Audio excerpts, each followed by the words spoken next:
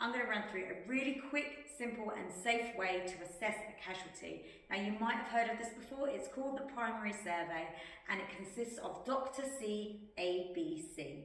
Now the D stands for danger. So when I'm coming into the situation, I'm going to make sure that there is no danger around that's going to pose a risk to myself or anybody else around me.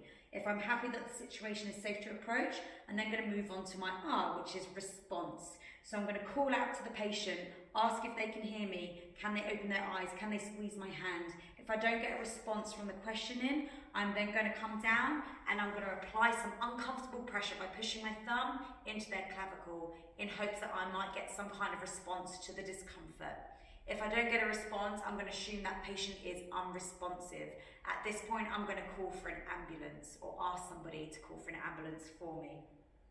I'm then going to make sure that I'm not missing anything obvious like a catastrophic bleed. That's my C. So if there's any signs of severe bleeding, we need to find out where that bleeding has come from and try to plug it up or put a stop to the bleeding as quickly and effectively as we can. Then I'm going to move on to my A, which is airway. So we're going to do a head tilt chin lift. This opens up the airway and we're going to look inside the mouth to make sure there's nothing blocking it and all the anatomy looks as it should.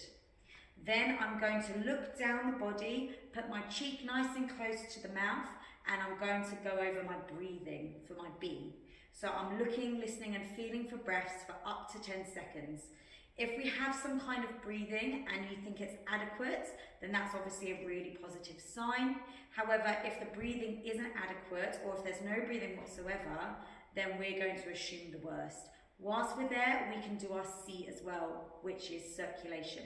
So we're going to feel for the pulse, the carotid pulse on the neck. This is the last one to go and it's the first one to come back when somebody goes into cardiac arrest. So we want to make sure that that pulse is there and it's strong. Okay. If we've got no breathing and we've got no pulse, then we need to tell the ambulance service at the end of the phone that the patient is in cardiac arrest.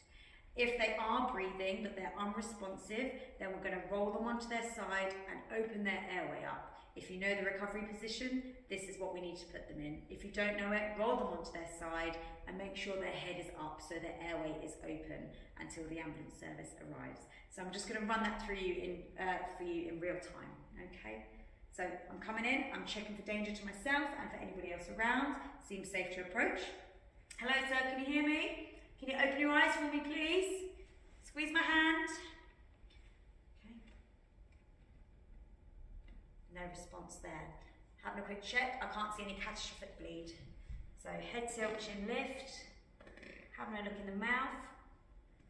Coming down, look, listening and feeling for any breaths. And I'm going to check for a pulse as well. And that is your primary survey.